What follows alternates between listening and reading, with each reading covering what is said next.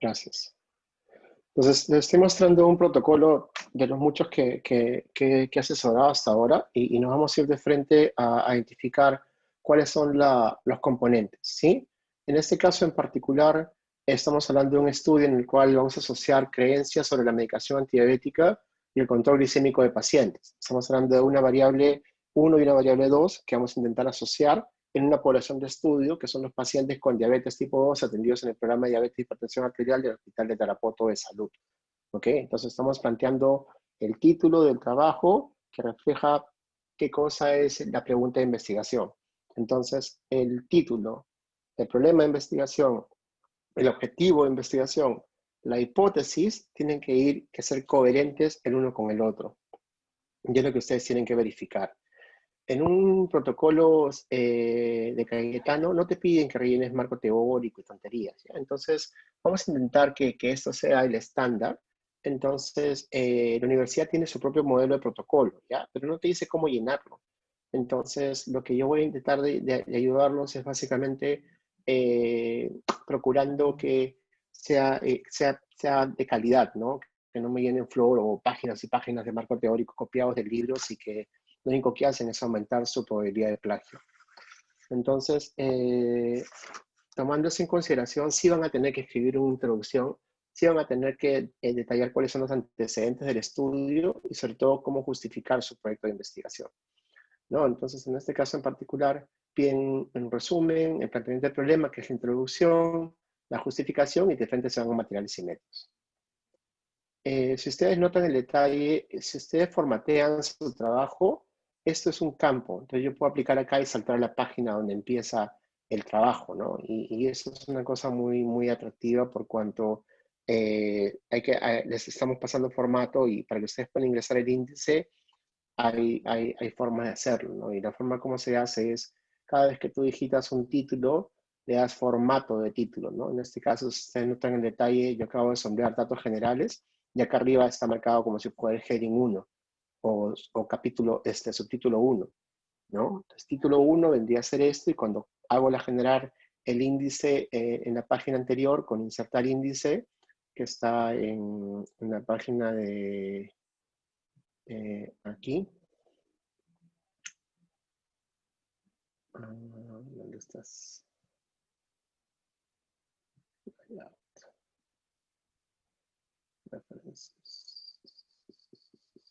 Acá está, ¿no? Entonces acá yo puedo insertar tablas y acá puedo insertar tablas de diferentes motivos, ¿no? O sea, puedo cambiarle el formato y básicamente lo que hago es generar el índice de las figuras, puedo generar el índice de contenidos y etcétera, etcétera, etcétera. ¿De acuerdo? Entonces, en este caso, si yo formateo los títulos de figura 1 y figura 2, voy a poder utilizar esta función, utilizar la tabla de figuras en la página correspondiente. Y lo mismo con los títulos y subtítulos, ¿no? Voy a poder generar un índice de manera automática al inicio del documento.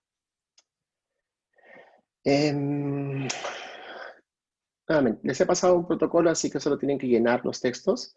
Procuren siempre prestar mucha atención a los detalles, ¿no? Y eso es muy importante. El resumen. El resumen es lo último que van a escribir, ¿de acuerdo? Eso es cuando ya tienen el protocolo hecho y básicamente tienen que escribir cuál es el objetivo del estudio, qué metodología van a usar y cómo van a analizar los datos para poder generar resultados, ¿no? Y ese es el resumen de un protocolo. Acá no hay resultados, no hay conclusiones, ¿no? Entonces solamente es el objetivo, la metodología y qué cosa y cómo vas a generar tu análisis principal. En el planteamiento del problema, aquí ustedes notarán de que todos son párrafos que tienen más de una oración, para empezar. Es un pecado mortal hacer párrafos de una sola oración, eso no se hace. Lo segundo es de que si notan los detalles, la mayoría de oraciones que tienen datos y que son contrastables, pues tienen referencias, ¿no? Entonces, y no se coloca como que según fulano de tal, en tal revista, con tal título, no, de frente lo colocas qué cosa quieres citar, ¿no? Ya, si quieren verificar qué cosa, de dónde salió, pues tienen que leer esa referencia, ¿no? Entonces, según el más reciente estimado, la prevalencia de diabetes mellitus en Perú es del 11%, con un intervalo de confianza de 9,4 a 12,5. Cita. y ya está, ¿no? Entonces, ese fraseo es lo que yo quiero que ustedes utilicen, pero ¿por qué razón? Porque esto es voz activa, ¿no? Es un verbo que es activo, hay sujeto, verbo, predicado. Esa estructura de la oración es clara y precisa. Cuando ustedes empiezan en condicional y ponen 3, 4 verbos en una oración, terminan armando oraciones de 5 o 6 líneas, es como si fueran primariosos, ¿no? Y no están escribiendo un ensayo de primaria, ¿no? Están escribiendo una tesis doctoral. Entonces, no me usen voz pasiva, procuren usar voz activa. ¿Qué cosa es voz activa? Sujeto, verbo, predicado, cita. ¿De acuerdo? Entonces, si yo veo una frase como esta y no tengo la cita, ya sé que estás plagiando, ¿no? Y por plagio te pueden expulsar del programa.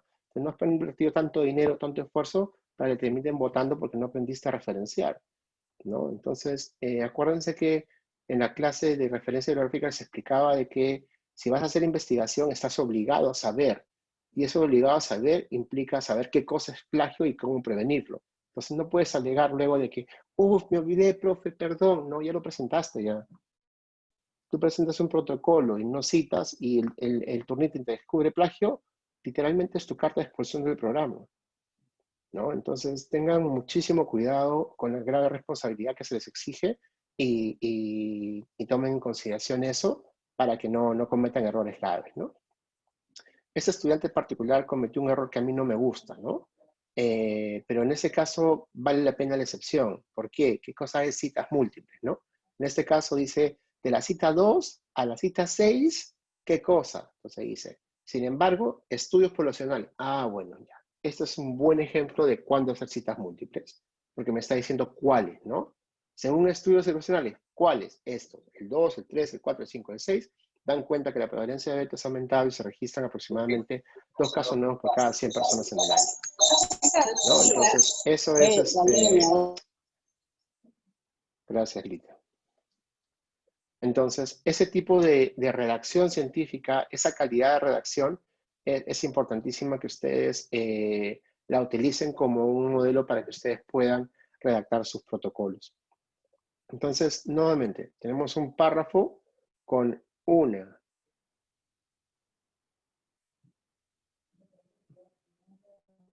2,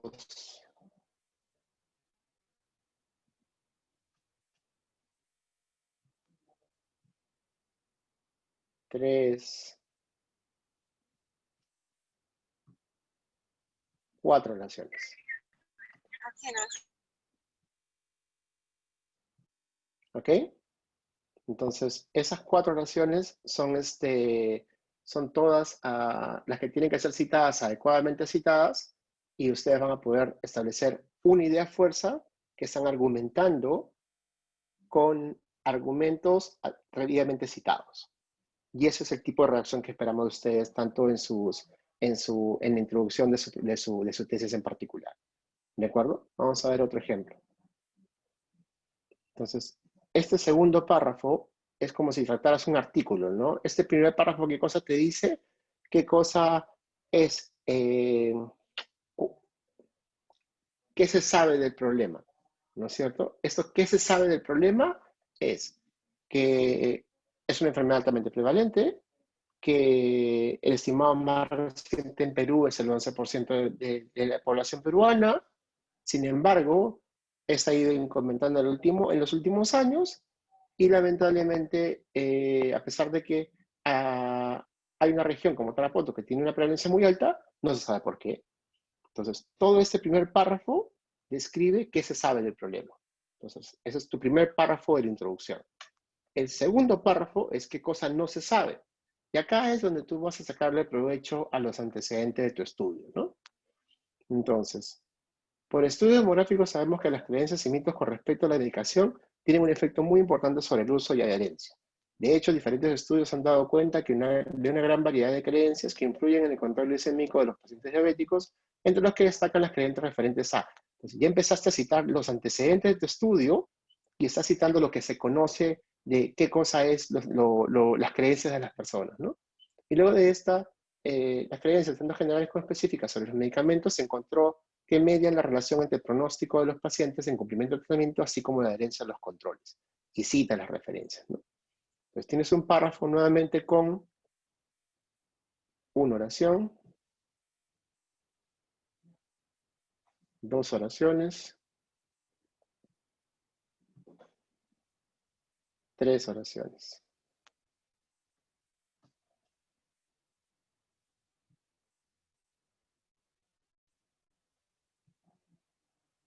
¿Ok? Y esas 3 oraciones, las 3 están citadas. La primera, con una cita única. La segunda, porque estás hablando de diferentes estudios en los que analizan todos estos factores, del 10 al 14. Y la última, porque también estás citando todos aquellos estudios que validan tu hipótesis de interés, del 15 al 18. ¿De acuerdo? Entonces, en este segundo párrafo de tu introducción, vas a citar los antecedentes más importantes porque contra estos esperas tú contrastar tu resultado. Bueno, entonces, el último párrafo, ¿qué cosa es? Es la justificación y el objetivo de estudio, ¿no es cierto? Entonces, ¿cuál es la justificación acá? La esperas encontrar en la primera oración, pues, ¿no?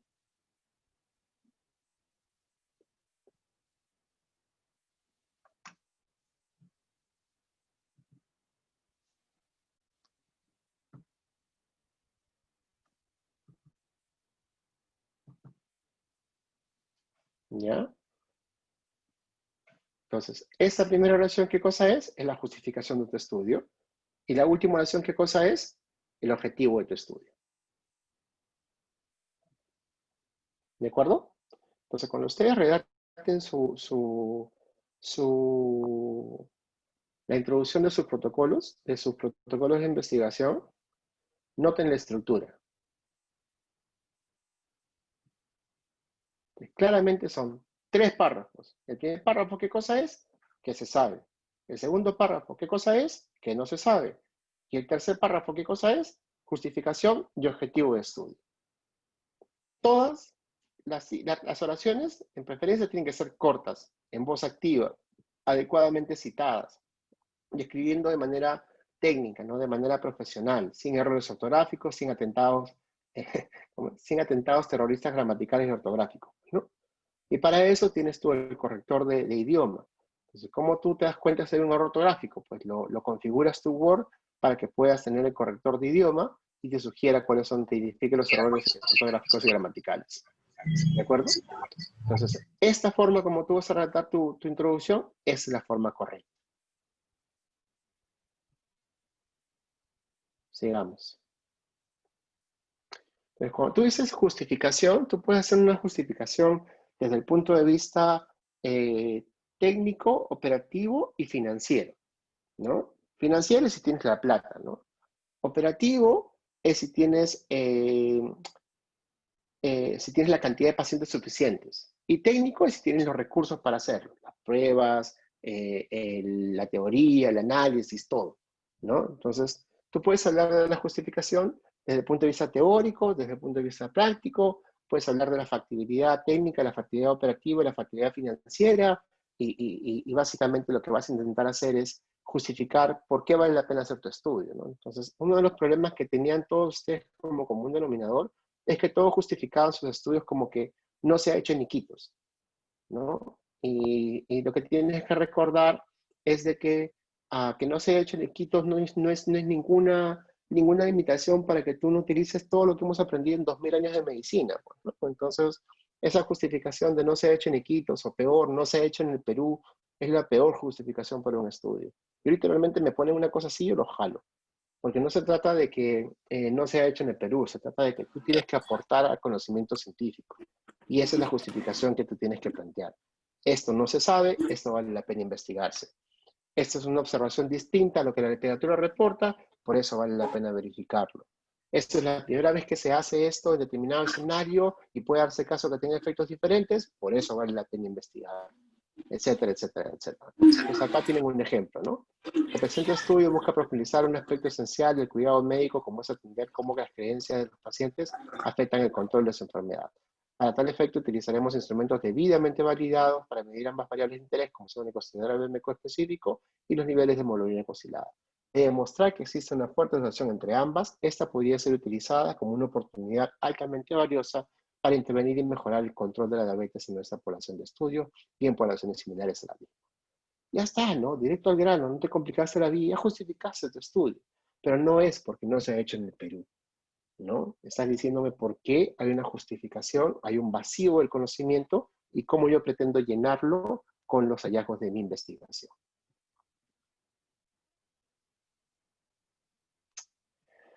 Objetivos. Miren cómo están fraseados los objetivos, ¿ya? Para empezar, hay una cosa que se llama un verbo. Este verbo es un verbo típico de estudios que son de tipo analítico, ¿no? Entonces, ¿qué cosa tú haces en un estudio analítico? Pues determinas, ¿no? ¿Qué cosa determinas? La asociación, ¿no? Entonces, lo que tú me estás diciendo con esto es de que de todas las variables que voy a medir en mi estudio, yo me estoy enfocando específicamente en una variable independiente y en una variable dependiente. Entonces, ¿cuál es mi variable dependiente? El control glicémico. ¿Y cuál es mi variable independiente? Las creencias de medicación antidiabética. ¿Qué cosa estoy diciendo? De que las creencias de medicación antidiabética afectan el control glicémico de los pacientes, ¿no? Entonces, ¿qué cosa voy a medir? Voy a determinar la asociación. Perfecto. ¿Entre quiénes? Entre mi variable independiente. ¿Sobre qué? Sobre mi variable dependiente. ¿En quiénes? En los pacientes con diabetes atendidos en el Centro de Atención Primaria Hospital Tarapoto de Salud. ¿A qué cosa le suena eso? A pregunta pico, pues, ¿no? Entonces, ¿cuál es mi intervención? ¿Cuál es mi comparador? ¿Cuál es mi outcome? Entonces, es un estudio experimental, ¿no? En el caso de un estudio de asociación, pues tienes la población de estudio y tienes la variable independiente y la dependiente, ¿no? Entonces, por ahí va la cosa, ¿no? Traten de hacer un planteo de tus objetivos de estudio que destaque claramente cuál es tu variable independiente, cuál es tu variable dependiente y cuál es tu población de estudio. Porque la mayoría de ustedes va a ser o cohortes o transversal o casas y controles. Y por ahí hay un par de estudios experimentales, un ensayo clínico comunitario y otro está haciendo un estudio laboratorio, ¿no? Entonces, tienes que decir qué cosa vas a medir, ¿no? Si vas a hacer un estudio experimental, ya no es la asociación, ¿no? Es el efecto de tal intervención en tal outcome, en tal población, y ese es tu fraseo de tu objetivo primario. Noten la clasificación de los objetivos. No estamos hablando de general y específico, ¿no? Yo tengo 3 objetivos en mi estudio, pero este primer objetivo es el más importante. Entonces, un objetivo primario, el resto, objetivos secundarios. Cuando lo plantean de manera general, como general y específico, es floro, pues no, porque a la hora tú me dices, ¿cuáles son tus objetivos específicos? ¿Qué es lo que vas a medir tanto? Y ahora, conjúgueme todos esos objetivos específicos en un solo objetivo general. Es una tontería, no es la forma correcta de frasear objetivos. Entonces, por favor, usen objetivo primario y secundarios. ¿Cuáles son los secundarios? Ya, pues tú dime, ¿no? Y cuando cada vez que tú me dices, el objetivo secundario es este y este, yo espero encontrar en tu plan de análisis cómo vas a probar cada uno de estos 3 objetivos. Cuando redactes la metodología de tu estudio, vas a hacerlo todo de manera estructurada, ¿de acuerdo? Entonces, ¿cuál es la estructura, no? En tu protocolo de la UNAP, ahí te dicen, ¿no? Un primer capítulo, diseño de estudio, segundo capítulo, población y muestra, tercer capítulo, no sé qué cosa, ya. Vas a llenar estos capítulos de la manera correcta, ¿no? Entonces, para empezar, tipo de diseño general del estudio. ¿Qué cosas les hemos enseñado en clase? Que vas a poner transversal, analítico, transversal, correlacional, retrospectivo, no sé qué. Ya, olvídate, esa clasificación es del año de la grandísima pera, ¿no? Entonces no me utilicen esos barbarismos. Ya evolucionamos 200 años de ciencia desde que se inventó la metodología de los estudios modernos y no tenemos que aprender algún día. No podemos seguir en un país que se armoniza todo el tiempo. Entonces, diseño de estudio, transversal. Se acabó la discusión. No tienes por qué precisarme si es retrospectivo o perspectivo, porque en un estudio transversal tú mides la variable independiente y la dependiente al mismo tiempo. Mides la exposición y el outcome al mismo tiempo y no tienes idea qué cosa sucedió primero, ¿no? Entonces, diseño de estudio, casos y controles. Se acabó la discusión. ¿Cuáles son tus casos? ¿Cuáles son tus controles? Diseño de estudio, cohortes. ¿Quiénes son tus expuestos? ¿Quiénes son tus no expuestos? Y ya está, ¿no? Entonces, describe este estudio de tal manera que esté claro en cuanto al diseño del mismo. Lo siguiente, ¿qué cosa vas a probar? Tu hipótesis. Ok, ¿cuál es tu hipótesis? ¿No? Entonces, estudio de tipo transversal.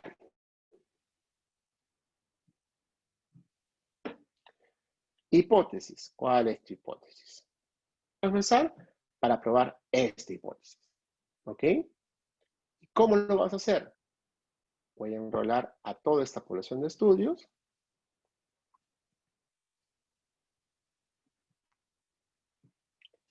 Y voy a medir cuál es su outcome.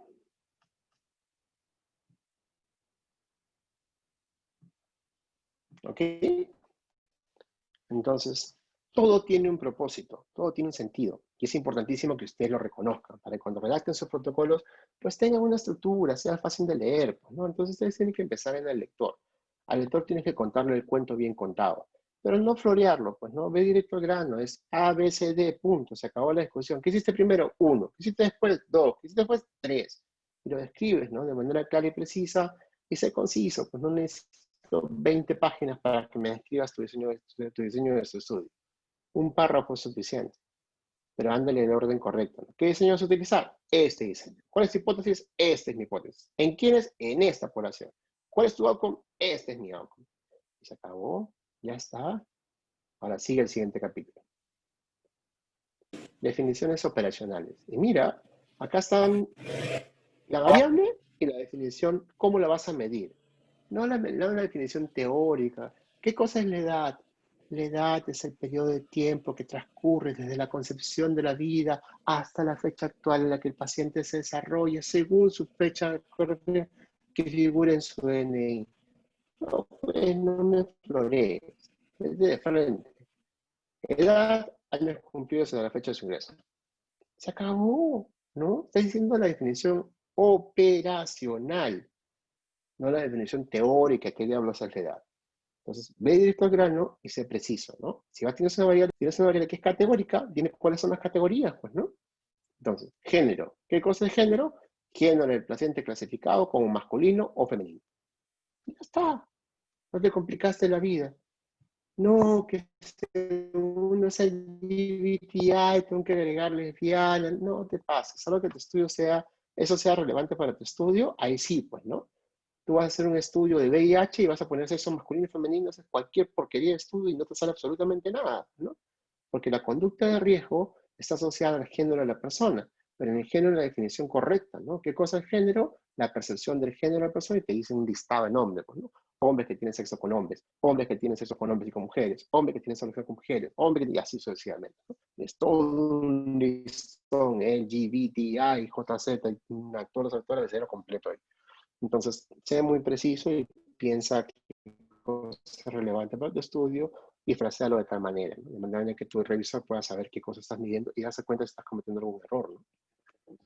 Y así sucesivamente, ¿no? Entonces, para todas las que son cuantitativas, lo que importa qué cosa es, la unidad de análisis. Para todas las que son cualitativas, ¿qué importa? Las categorías, ¿de acuerdo?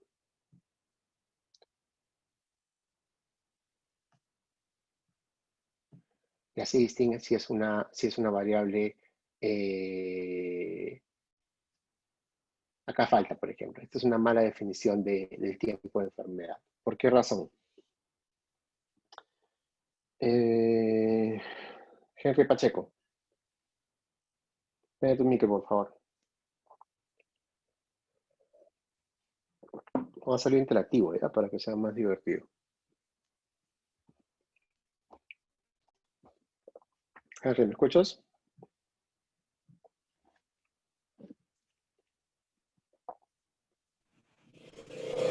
Aló. Aló. Escucha esta definición. Tiempo de enfermedad. Tiempo transcurrido desde que el paciente fue diagnosticado con diabetes mellitus. ¿Qué le falta?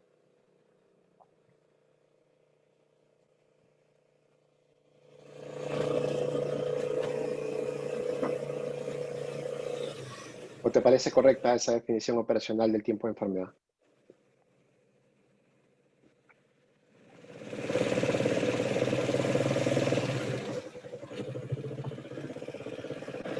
¿Lo tienes claro o no?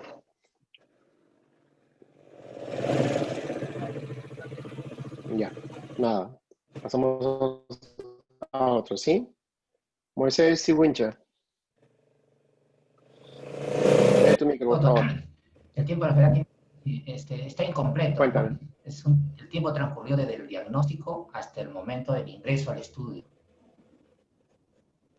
¿Ya? Y si lo fraseas así, Bueno, ¿qué acá le cosa le faltamos faltaría hasta, todavía? acá para completar sería hasta el momento del ingreso al estudio, ¿no? Sería la palabra, ¿no?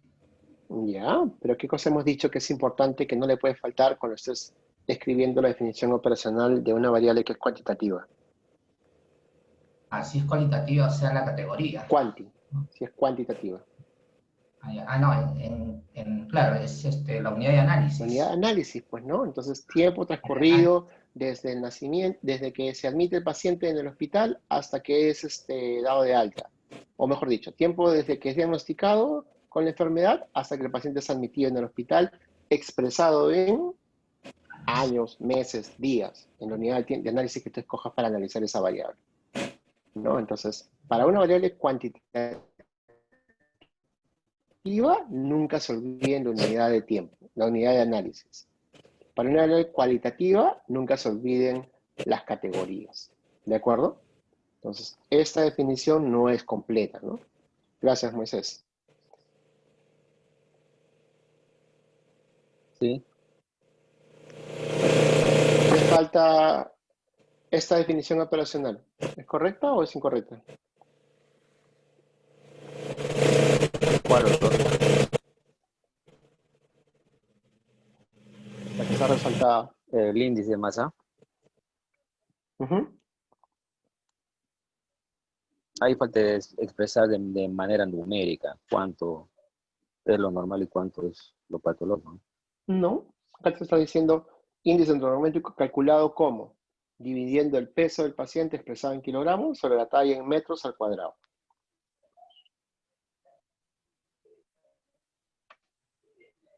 ¿Cuáles son las unidades?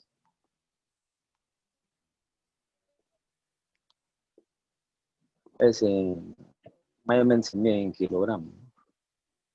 Ahí está clarísimo, ¿no? Kilogramos sobre metros al cuadrado. Entonces está perfecta, ¿no? Entonces, esta definición sí es correcta. ¿Por qué razón? Porque es una variable cuantitativa y dice claramente cuáles son las unidades de análisis.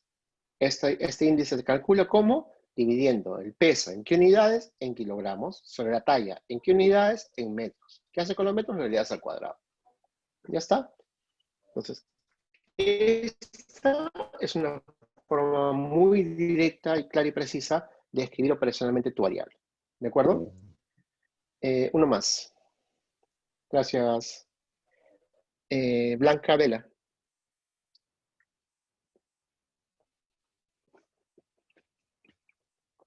Blanca, prende tu micro, por favor.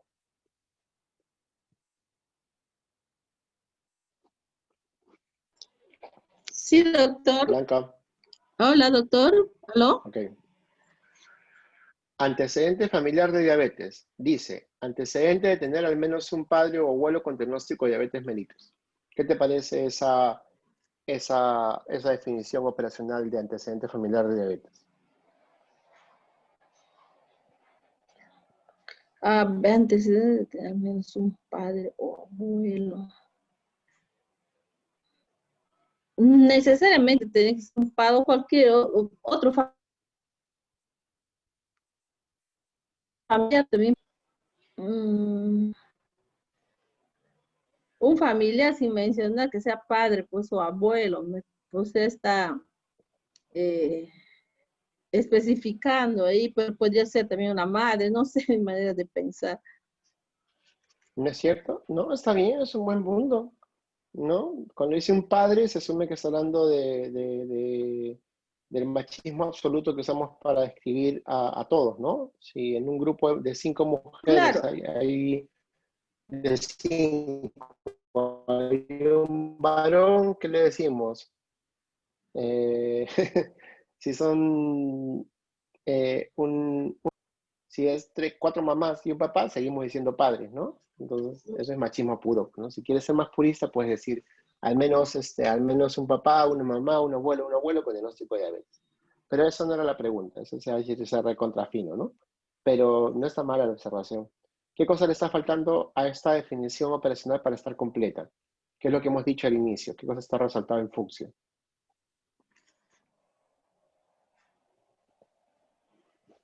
ahí es clasificado como masculino, femenino. Ya, género del entonces, paciente. antecedente familiar de diabetes, ¿qué le está faltando entonces? Eh, padre o madre, pues, ¿no? Ya, pero le está faltando las categorías, Blanca, ¿no? Género. O sea, yo te digo, antecedente Ujú. de tener al menos un padre o abuelo con diagnóstico de diabetes, lo puedo corregir si quieres. Antecedente es tener una mamá, un papá, un abuelo o una abuela con diagnóstico de diabetes, clasificado como positivo o negativo. Entonces ya me estás diciendo a priori que tu definición de positivo es que al menos tengas cualquiera de los cuatro, ¿no? ¿No? Pero si quieres hacer una Ya. definición cuantitativa, puedes decir número de familiares directos con diabetes. ¿Para qué cosa es familiar directo? Puede ser tu papá o tus hijos, ¿no? Familiar indirecto es el abuelo. Entonces tiene que ser muy preciso, ¿no? Entonces la cuestión acá es que tú defines operacionalmente y que esa definición sea clara, ¿no? De tal manera que tú puedas ir a la ficha de recolección de datos y decir, señora, entonces tiene un papá, su mamá, su papá, su abuelo, su abuela, ¿han tenido diabetes? Solo mi mamá, ok. ¿Qué dice la definición? Al menos uno, ok. Positivo, marcas positivo. ¿No es cierto? Ya. Entonces tú dices, señora, antecedente familiar de diabetes. Uy, sí, hija, mi tía tenía diabetes. Voy a la definición. Antecedente, tener a un papá, mamá, abuelo, tío. ¿Y tío entra? No, no entra tío. Entonces, negativo. ¿De acuerdo? Entonces, esa es la Ya. idea detrás de la definición operacional de tu variable. Tiene que ser clara y precisa. Pero cuando no es clara y precisa, surgen los errores, pues, ¿no? Entonces, oye, pero es antecedente. Sí, pues, oye, si la tía, ¿cómo no va a ser, cómo no va a ser positivo si la tía? ¿Es su familiar o no? Sí, es su familiar. Entonces, entra la duda, ¿no? Entonces, no se trata de adivinar. Si tú eres claro y preciso en la formulación de en la definición operacional de tus variables, eliminas cualquier posibilidad de sesgo de recolección de datos, ¿no? Y tienes que entrenar a tus encuestadores para que sepan recolectar el dato, ¿no? Entonces, es importantísimo que tus definiciones operacionales estén perfectamente claras. Gracias, Blanca. Entonces, en todos sus estudios van a entrar las variables edad y género. ¿De acuerdo? Entonces, por lo menos esas dos que estén bien, pues ya se las estoy copiando ya para que las plageen si quieren. Entonces, tengan mucha atención al detalle y tomen eso en consideración. ¿De acuerdo? Por cierto, Josh, estás grabando, ¿no? Sí, doctor, confirmado, se está grabando la clase. Grabazo, gracias. Graba instrucción, ¿no? Entonces, ya así sucesivamente, ¿no? Tengan especial cuidado sobre cómo van a definir operacionalmente sus variables y sobre todo decidan, ¿no? De repente yo quiero edad, pero no la quiero recolectar como números, sino la quiero recolectar como grupos etarios. Entonces, no, es un error, ¿no? Siempre es mejor recolectar el dato en su estado natural y luego en tu análisis la puedes reclasificar como quieras, ¿no? Pero si tú recolectas grupos etarios, después no puedes analizar cambiando las definiciones de los grupos o no encuentras diferencias significativas y es porque tu dato es simplemente las variables que son cuantitativas en su estado natural recolecten como tales, ¿no? No las recolecten ya categorizadas, ¿no? Para que puedan tener mayor flexibilidad en su análisis. Cuando escriban en el universo la población y la muestra de estudio, lo que le están pidiendo básicamente es que planteen sus criterios de selección. Estos son dos, los de inclusión y exclusión. Y hemos hablado de que los criterios de exclusión es una de las estrategias más importantes para qué, para controlar confusión, ¿no? Entonces no me vas a excluir a menos que tengas una buena razón para hacerlo. Y la principal razón para excluir a un grupo es de que tú decidas a priori controlar un confusor, no es porque se te da la gana, ¿no? No puedes poner criterios de inclusión, adulto, criterios de exclusión, niño. No, pues ya dijiste que es inclusión, ¿no? Entonces ya cumpliste el requisito 20, si no cumples 90, no es un criterio de exclusión. Los criterios de inclusión y exclusión funcionan en orden. Entonces yo digo, ¿quiénes cumplen los criterios de inclusión? De estos 1000 pacientes, 500 cumplen criterios de exclusión. Perfecto, avanzamos. De esos 500, ¿a quién tengo que chequear por los criterios de exclusión? A tal y tal y tal y tal y tal. ¿Por qué es importante saber por qué razón? Porque luego tienes en tus resultados decir, ¿no? Y ser transparente. Mira, 500 pacientes cumplían el criterio de inclusión, pero a 10 los tuvimos que excluir por tal razón, a 20 por tal razón, y a 5 por tal razón, ¿no? Entonces, esos criterios de exclusión tienen que tener un razonamiento lógico, ¿no? Entonces yo digo, mira, voy a hacer un estudio y tenía 1000 pacientes, ya, pues criterio de inclusión cumplían 900, criterio de exclusión eliminé 850, me quedé con 50. Entonces, ¿qué te pasa? No, es que me dijeron de que podía controlar confusión y todas estas variables son confusoras y es que excluirlos a todos por esa razón. No, pues así tampoco funciona, ¿no? Entonces tienes que tener una idea de cuál es el impacto de ese criterio de exclusión en la muestra de tu estudio, ¿no? Entonces, en principio tiene que ser una cosa insignificante, ¿no? Les contaba el ejemplo como el cáncer de mama, ¿no? Entonces, el cáncer de mama, estás investigando cáncer de mama y tú dices, tengo 1000 pacientes con cáncer de mama. ¿Cuántos son varones? 5 gatos, pues, ¿no? Ah, ya, voy a analizarlo. No, pues son 5 gatos de 1000, pues, ¿no? Entonces tú dices, el género es un confusor, no solamente es un confusor, es un modificador de efecto. Entonces tú a priori decides controlar el confusor género y excluyes esos 5 varones. Ya hago mi estudio solo de mujeres. Y ya está, pues, ¿no? Ya controlaste la confusión generada por género, ¿no? Entonces de eso se trata, ¿no? No se trata de poner criterios por poner, ¿no? Entonces, piensa en tu universo de estudio como el total de tu población. Entonces, todos los pacientes de estudios, todos los pacientes adultos con diagnóstico de diabetes mellitus, controlado en el programa de atención, es mi población de estudio. Perfecto. De todos esos, ¿a quiénes vas a incluir? Solo los adultos. ¿De acuerdo? Entonces dices, paciente adulto con diagnóstico, con indicación de tratamiento farmacológico mayor de 3 meses previos a la encuesta. Entonces, no quieres a que diagnosticaste ayer, ni hace un mes, ni hace 2 meses, ni hace 2 meses y 20 días. No, quieres aquellos que 3 meses o más. ¿Ok? Entonces, ¿por qué? Porque el tiempo de tratamiento es un factor confusor de tu estudio, ¿no? Entonces estás controlando de esa manera, pues, ¿no? Entonces, pudiste verlo. Este criterio, por ejemplo, de indicación de tratamiento, debió haber sido un criterio de exclusión, si quisiéramos aplicar lo que les estoy enseñando. Entonces, este es un error, pues, ¿no? Este de acá era un buen criterio de exclusión. Yo decidí excluir a todos los que tenían menor de 3 meses, el tratamiento farmacológico menor de 3 meses. ¿Por qué? Porque me están sesgando mi estudio, pero no son unos poquitos, yo los pongo como criterio de exclusión. Entonces, este debe haber pasado para el otro lado, por ejemplo.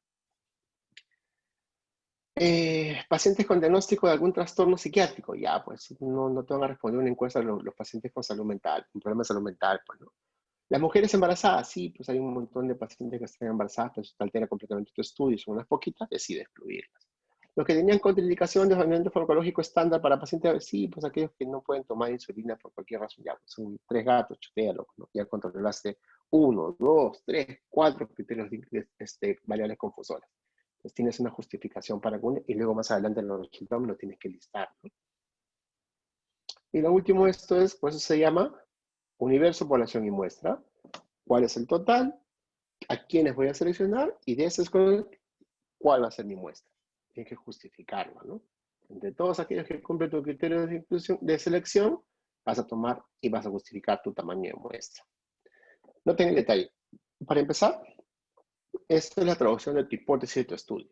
Entonces yo digo, voy a buscar una asociación, ¿no es cierto? Entonces la asociación tú la vas a cuantificar. ¿Cómo la cuantificas? Con una magnitud de asociación. Entonces, en este caso en particular, tú vas a estimar una asociación entre una variable independiente y una variable dependiente y tienes que tener una idea clara de cuál es el valor esperado de esa magnitud de asociación. Entonces, tú ya sabes a priori que tu evento de interés es altamente prevalente, entonces no puedes usar el loss ratio y decides a priori cuantificar la razón de prevalencias. Entonces, esto que está acá es el valor esperado. ¿Ok? Entonces, luego dices, ¿cuál es el valor basal?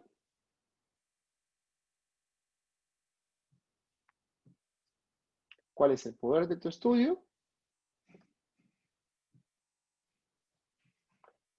¿Cuál es el alfa? En este caso, el intervalo de confianza, que es lo mismo. Y con esos 5 parámetros vas a calcular tu tamaño de muestra. Y tu tamaño de muestra te dice, requiere un mínimo de 277 casos. Y ya está, ¿no? Entonces ya calculaste tu tamaño de muestra y luego de eso dices, sin embargo, con el objeto de maximizar, lo voy a incluir a todos, pues, ¿no? Entonces, que vayas a incluir a toda tu población de estudio no te exime de la responsabilidad de hacer un cálculo de tamaño de muestra. Pero si lo voy a incluir a todos, ¿y qué pasa si tenías menos de 277? Y tú decías que los ibas a incluir a todos.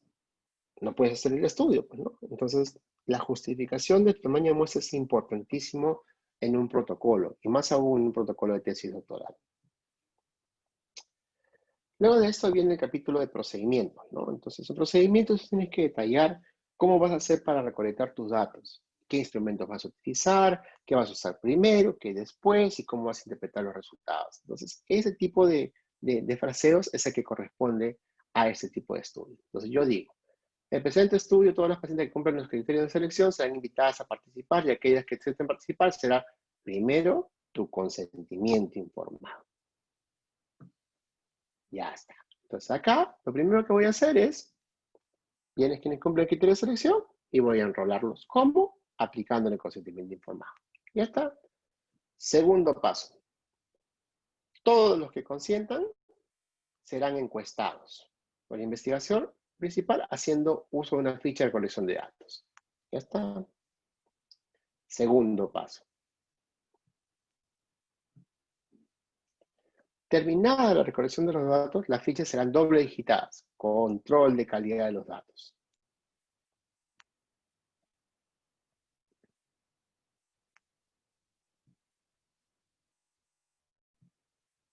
Para luego ser analizadas por un experto en estadística específicamente contratado para tal fin. Mira qué licencia. Ustedes no tienen por qué hacer el análisis estadístico de sus datos.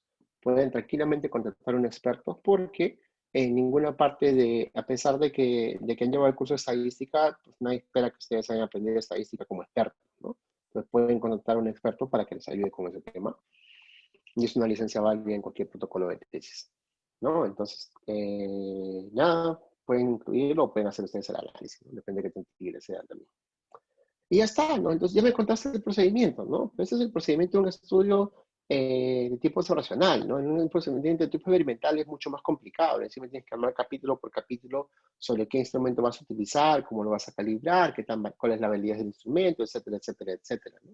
Entonces esta parte de ese documento es mucho más larga, ¿no? Instrumentos a utilizar. ¿Qué cosa vas a utilizar? Una lista de chequeo o ficha de recolección de datos estructurada, la que está en el anexo número 1. Mira qué lindo fraseo, ¿no? Entonces ya me dijiste que no vas a tener que validar absolutamente nada, porque esta ficha de recolección de datos no es un instrumento, solo la has creado tú para recolectar tus variables, y se acabó tu problema de validación del instrumento. Ya te vas a cruzar por ahí con algún asesor que te dice, ¿y cómo has validado tu ficha de recolección de datos? Profe, es una lista de chequeo, no te pases. No voy a hacer un cálculo de un puntaje, no simplemente voy a recolectar la ficha estadística y la voy a pasar a una base de datos para poder recolectarla. Y luego la voy a digitar. Entonces, ¿cuál va a ser tu fuente primaria? Esto es importantísimo, pues, ¿no? Entonces, tu fuente primaria tienes que decirme cuál es, pues, ¿no? Y una vez terminado el procedimiento de consentimiento, se procederá a recolectar los datos de interés haciendo uso de una ficha de recolección de datos. Y ya está, pues, ¿no? Entonces es muy coherente, ¿no? Todo lo que estás contando a mí es un cuento que luego me va a permitir a mí, si quisiera, reproducir tu estudio. Y eso se trata de ser claro, preciso y transparente, ¿no? Para evaluar el otra variable. Ya, para evaluar las creencias. Mira qué lindo. ¿Cómo vas a evaluar tu variable independiente? Voy a utilizar el instrumento. ¿Qué instrumento? La versión validada en español del cuestionario de creencias de medicación BMQ específico. Mira qué rico, ¿no? Entonces, acá está clarísimo, ¿no? Entonces, ¿cómo fue validado el instrumento? En este estudio, profe. ¿Cómo se interpreta ese instrumento? Tiene dos subescalas, el BMQ específico y el BMQ general. Para ese estudio utilizaremos el BMQ específico, el mismo que se compone de dos dominios, necesidad con un valor de alfa de tanto, cuyos puntajes promedios son de tanto y tanto, en una población con diabetes, mientras que para determinar el grado glicémico utilizaremos, ya esta es la otra variable, pues, ¿no? ¿Cómo vas a medir inmunidad glicosílada? Pues vas a utilizar el punto de corte 7% para poder interpretar quién tiene alta, quién tiene baja. Y ya está, ¿no? Entonces, esta forma de frasear tus instrumentos es la forma correcta, porque me estás diciendo si está validado o no está validado. Y no solo eso, estás diciendo de manera cuantitativa, ¿no? qué tan confiable es. Y sobre todo, cuál es la variabilidad de los puntajes, ¿no? Que es importante para tu cálculo del tamaño de muestra después. Procedimientos para analizar los aspectos éticos. Este capítulo en particular es altamente relevante para sus proyectos de tesis. ¿Ok? Entonces, no escatimen. Tienen que ser muy, muy precisos para poder hacer la descripción de estos datos, ¿no? Entonces, procedimiento para analizar. A pesar de que presente estudio representa un riesgo mínimo, ya estás diciéndole, ¿no? Que ese estudio representa un riesgo mínimo. Si ya tienes riesgo mínimo, ¿qué tienes que hacer? Consentimiento informado, pues no te queda otra. Y acuérdate que el consentimiento informado no es una ficha. El consentimiento informado es el procedimiento de consentimiento informado. ¿Ok? Entonces, en algunos comités de tesis son muy pesados, te dicen que agregues un capítulo específico sobre cómo vas a consentir a los participantes, ¿no? Los vas a llevar uno a uno, a ver un testigo, su menor de edad, tiene que ser el papá, la mamá, qué tipo de cartas, juntar la ficha para consentimiento informado. Acá está la ficha para consentimiento informado. Que es que, no, que tiene 12 años ya, pues consentimiento informado de los papás y consentimiento informado del niño, y así sucesivamente, ¿no? ¿Qué comité de ética va a revisar esto? Acá está. Este comité de ética, ¿no? Asimismo, en cumplimiento con la regulación de los procesos de protocolos de investigación, el mismo será sometido a la aprobación también va a haber un comité científico.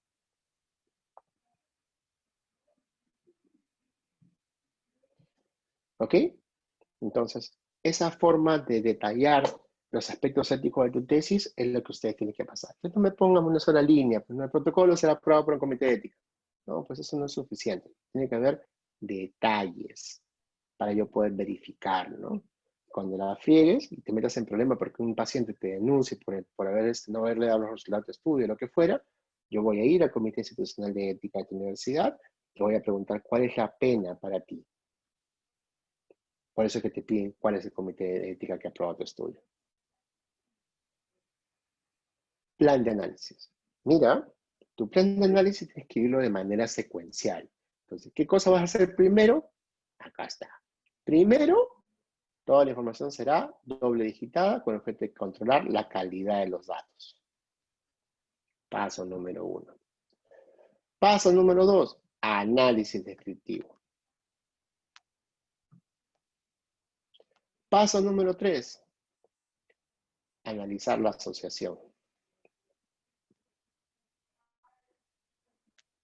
¿Cómo vas a analizar la asociación? Mira, voy a utilizar un modelo de regresión lineal multivariable siguiendo el método stepwise de modelos anidados.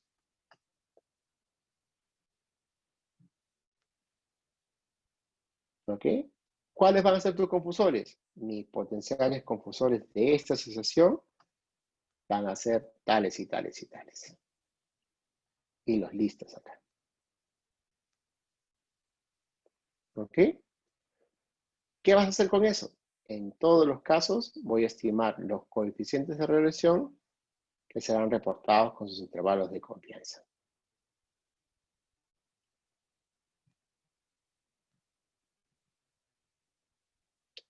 ¿Qué paquete estadístico vas a utilizar? R.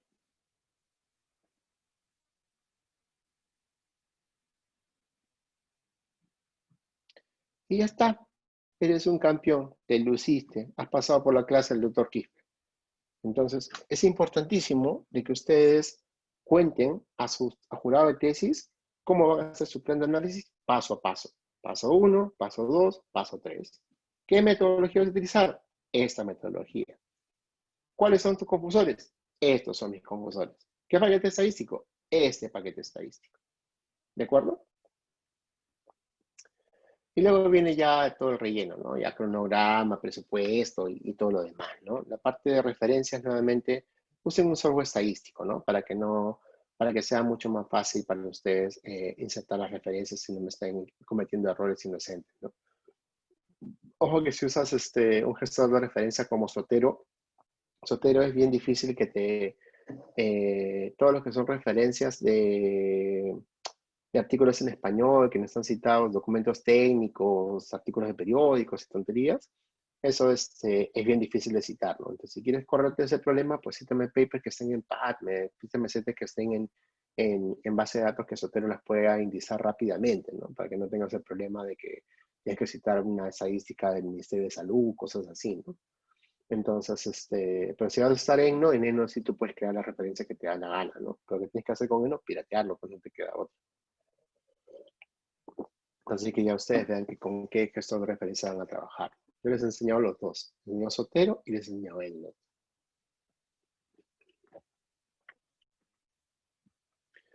Cronograma.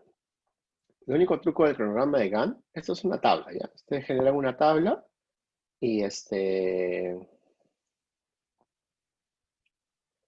y la única regla que tienen que cumplir acá es la siguiente. Todas las celdas tienen que ser del mismo tamaño, del mismo periodo. Para que tú puedes decir qué cosa es. En este caso, este mes yo lo he partido en 4 celdas, ¿no? Cada mes tiene 4 celdas. Proporcionalmente hablando, son 4 semanas, ¿no? Yo digo, voy a implementar una semana para planeamiento y revisión de bibliografía. 3 semanas para redactar mi protocolo. Voy a hacer 5 semanas para ejecución y recolección de datos. Una semana para procedimiento de análisis, otra semana para evaluación de informe final, y una semana más para aprobación de presentación, difusión de tesis. ¿Qué es esto? Recontra optimista, pues, ¿no? Porque esto lo van a hacer ustedes en 3 meses, 6 meses, pues, ¿no? Dependiendo de cuánto se demoren en recolectar los datos, ¿no? Entonces, ¿qué cosas tienen que hacer acá? No sobreponer la celda, pues, ¿no? Realicen sus etapas de estudio del inicio hasta el final, planteen los 4 o 6 meses que van a trabajar y háganla con X y pintando la celda nomás, es mucho más fácil, ¿no? Entonces, esta es una tabla, por ejemplo, si se dan cuenta, ¿no? Entonces, de esa manera van a poder planificar su estudio, el programa de su estudio sin ningún inconveniente. En lo que es presupuesto, este es un formato que a mí me gusta mucho, ¿no? Porque es muy sencillo de hacer y queda clarísimo qué cosa es lo que van a ustedes a detallar, ¿no? Esto es los recursos materiales y estos son los recursos humanos. Los recursos humanos son todos servicios y los recursos materiales son los que tú vas a cambiar, a comprar. Si estás haciendo un trabajo de escritorio, pues vas a necesitar material de procedimiento automático de información, material de escritorio, viáticos, impresión de instrumentos. ¿Cuánto te cuesta? ¿Cuánto te vale? Depende de cuánto vayas a utilizar, ¿no? Entonces, acá, por ejemplo, en este formato de tabla no están las unidades, ¿no?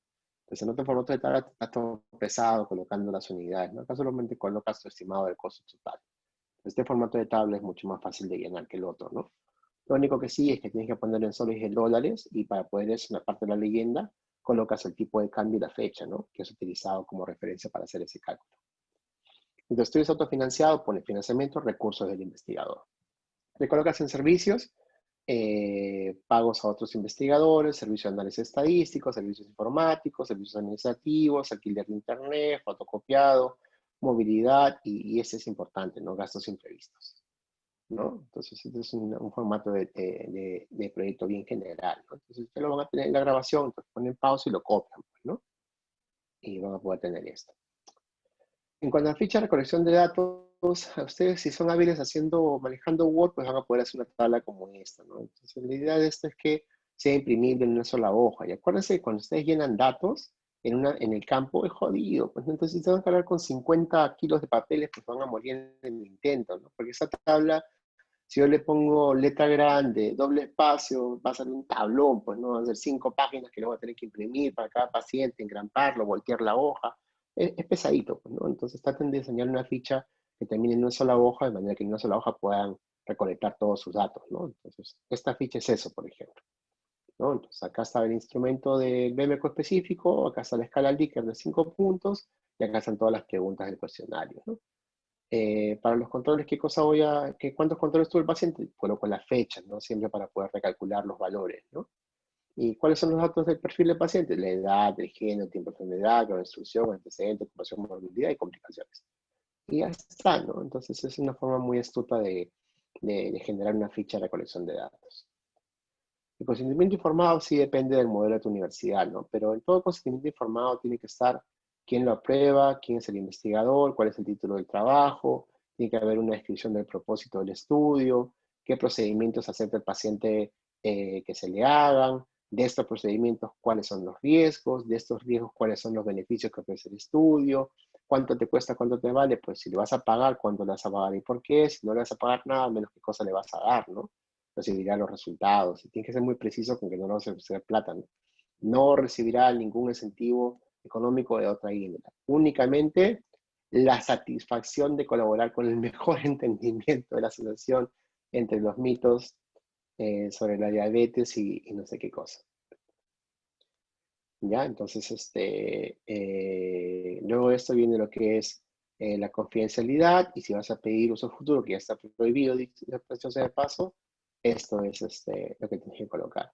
¿Cuáles son sus derechos? Y acá tú tienes que colocar tu información de contacto y el teléfono de la universidad, del comité de ética, para que te reporten si la friega.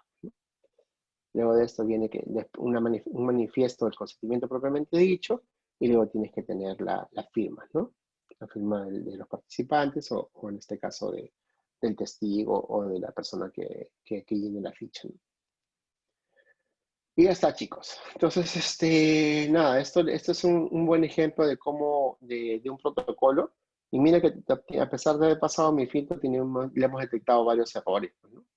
Y eso es normal, así que no, como ustedes verán, lo importante es que pase el filtro de ustedes, ¿no? Entonces, este documento yo le he pedido permiso a Jacobo, por favor, se los comparto para que lo tengan como un modelo y puedan tener otro modelo de referencia, ¿no? Pero por favor no lo compartan así nomás, ya, que no va a ser muy agradable para enterarse de que ustedes están traficando con un documento que generosamente he compartido con ustedes para poder ayudarlos a redactar sus protocolos.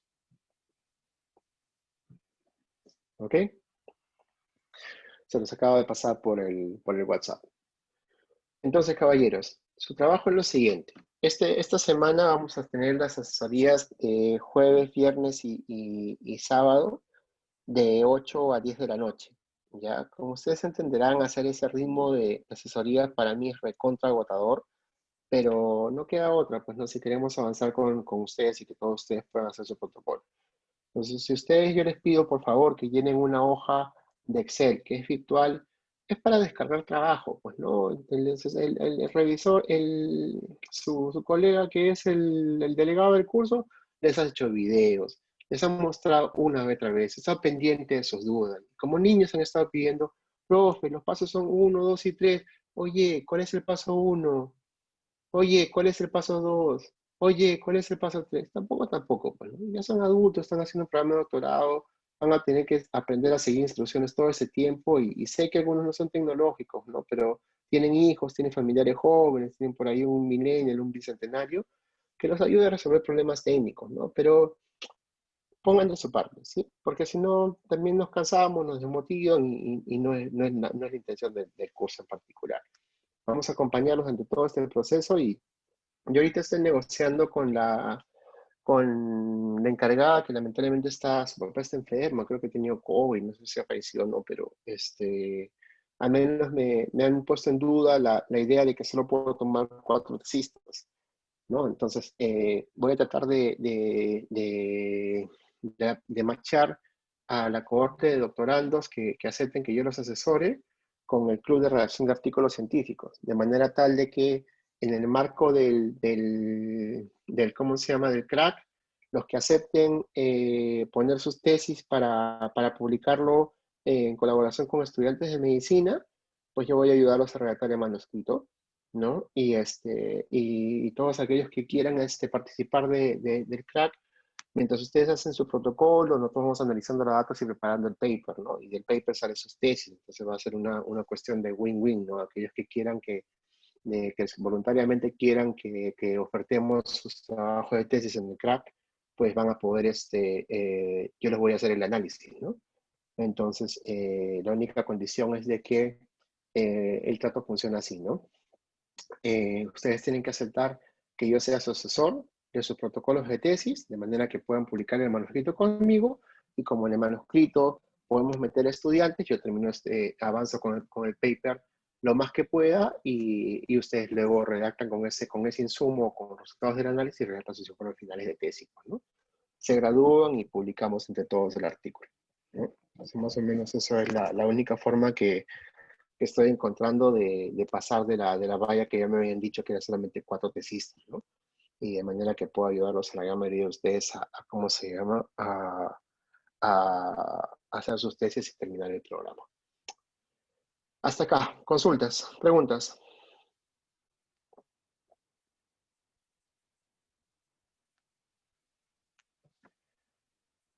Tengo que... Como ya todos más o menos han usado la misma aplicación y la agenda permite eso, vamos a hacer lo siguiente. Ya voy a colocar los horarios de esta semana en el mismo documento del Drive que hemos venido trabajando para que ustedes puedan hacerlo, ¿no? Entonces, la mayoría de ustedes ha tenido problemas para ver el documento. Profe, no abre, porque se olvidan de que cuando ustedes abren el documento, se van a una hoja de Excel que no pueden editar, ¿no? Y para poder editarlo, lo que tienen que darle es clic acá donde dice Open the Google Sheets y aparece otra ventana, ¿no? Y acá sí pueden editar, pues, ¿no? Entonces, eso es lo que les ha pasado a aquellos que decían que no, que el link estaba roto, que no servía. Nada, vamos a copiar todos estos horarios que están acá y vamos a actualizarlos para poder hacer las asesorías viernes, sábado y domingo. Lo que sí, por favor, esta semana sí no va a ser factible de que me coma 2 días más de mi agenda, lunes y martes, para darle chance a aquellos que no pudieron conectarse viernes, sábado, domingo. ¿De acuerdo? Así que si pierden esa asesoría, van a tener que esperar la próxima semana. Los horarios van a ser de 10 a 11:45, ¿ya?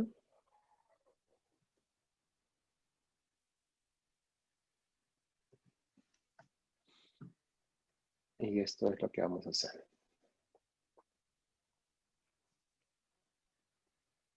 Listo. Así que ya lo tienen, solamente regístrense en su horario de su preferencia y nuevamente las reglas del juego son las mismas, ¿no? Avancen sus protocolos en la parte de materiales y métodos, sobre todo que es lo que vamos a revisar esta semana y luego ya se ponen a rellenar el resto, ¿no? Pero preocúpense de esta parte de diseño, desde el objetivo del estudio hasta el plan de análisis y los aspectos éticos, pues tomarlos, aprovechan el documento que les he compartido y puedan ustedes redactar esas secciones, ¿no? Y yo, al momento que tengamos la asesoría, si ustedes me comparten a mí, cogen su documento de Word, lo alojan en un Google Drive y ese Drive lo comparte conmigo, cuando yo entre a la asesoría voy a poder abrir el documento, hacer lo mismo que estoy haciendo ahorita con ustedes y voy a poder editarlo con ustedes, pues, ¿no? Pero si vamos a entrar a la asesoría y recién me van a mandar el correo, de 15 minutos perdemos 5. Y si encima de eso no hacen lo que yo les pido, perdimos otros 5. Y al final vamos a terminar aconsejándole, oye, mira, ¿sabes qué? Sí, pues haz tu tesis, ¿no? Voy a terminar peteándolos y tratándolos como si fueran primariosos, pues, ¿no? Y no es la idea. Entonces, cada uno es responsable de los avances de su proyecto de tesis, así que trabajen, ¿no? Y yo les había recomendado a muchos de ustedes que tomen al menos un día libre, ¿no? Para que puedan dedicarlo a avanzar esto. Yo sé que todos tienen responsabilidades familiares, todos trabajan, estamos en plena pandemia, pero todos han invertido una buena cantidad de dinero y esfuerzo para poder hacer el doctorado y estamos en la última fase. Ya estamos en tesis 4 y ninguno de ustedes tiene proyecto aprobado. Pues por lo menos terminemos sus proyectos y preséntenlo al comité mientras avanzamos con lo que es el informe final de la tesis. ¿Qué más? Nada, preguntas. Si nadie tiene preguntas, cerramos por el día de hoy y nos estamos viendo en las sesiones de mañana. Disculpe, doctor Antonio, dígame, en la parte, cuando nosotros, en la parte de ética, que cuando el proyecto se envía a la institución en la cual se va a realizar el trabajo, hay una respuesta institucional. Eso se debería juntar, ¿no es cierto?, en el nuevo proyecto. No solamente poner que sí ha sido evaluado por el Comité de Ética del hospital, por ejemplo, sino también adjuntar el documento de aprobación. Cuando se pasa para la parte ética del documento en la institución donde se va a hacer el estudio.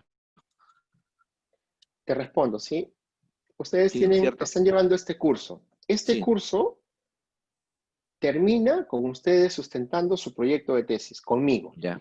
Y yo les pongo la nota y aprueban el curso. ¿De acuerdo? Entonces, ustedes, cada uno está en diferentes fases de su protocolo.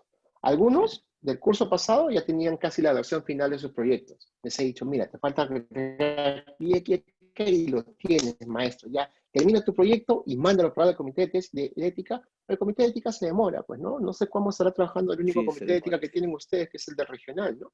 Pero se demorará, pues, su mesecito por lo menos, ¿no? Pero desde que ya tienes el proyecto, si estás haciendo análisis retrospectivo, ya podemos empezar el análisis de los datos, ¿no? y que empieces a trabajar en tu informe final. Entonces, Está pero bien, si vas a gracias. demorarte todo el curso para recién hacer tu Esperar, recién proyecto, darlo.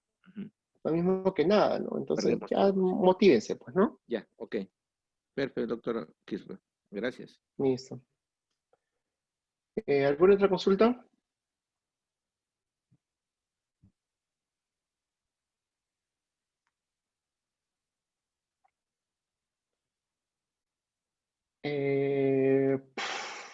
Nada, sí, no hay ninguna. Ah, no, perdóname. A ver, sorry, había preguntas acá. Es decir, si Iquitos tiene un escenario diferente, la justificación en ese escenario distinto y no el que no se haya hecho en Iquitos. Exacto, ¿no? Lo que les decía en las asesorías, ¿no? Muchos de ustedes decían lo mismo, ¿no? ¿Por qué no se ha hecho en Iquitos? No, esa no es la justificación. La justificación es cómo vas a contribuir con los resultados de tu tesis al conocimiento científico, ¿no? Entonces, esa es la justificación, ¿no? Y tienes que decirlo tal cual, ¿no? O sea, se sabe de que esto es muy frecuente en la población, pero no tenemos ni idea de cómo es en población rural de la Amazonía peruana.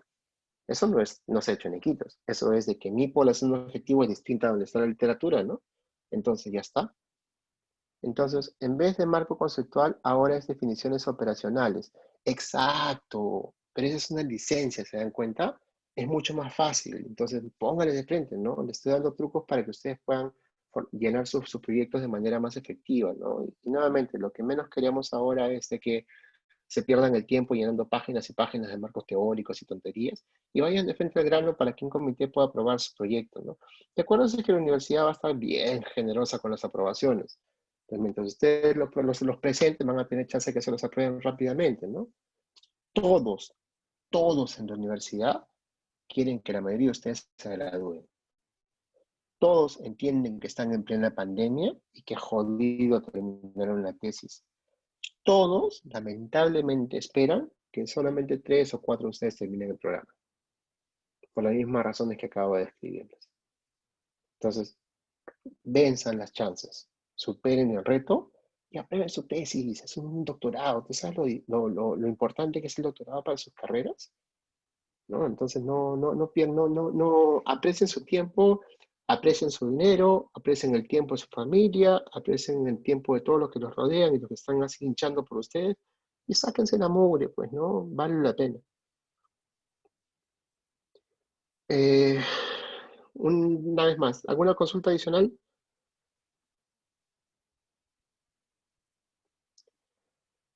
Listo, caballeros. Si no hay ninguna consulta, Joshua, gracias. Buenas noches con todos y por favor anótense en la agenda y nos estamos viendo el día de mañana con quienes les toque hacer Gracias, asesoría. gracias. Buenas noches. Gracias. Listo, chicos. Buenas noches con todos. Buenas noches. Gracias. Buenas noches a todos. Buenas noches, Bye, profesor. bye. En Canal N voy a salir a las 10 de la noche. Gracias, Ahí buenas interesa noches. ese tema. Gracias, doctor. Buenas noches. Gracias, Cuídense. muy amable. Buenas noches.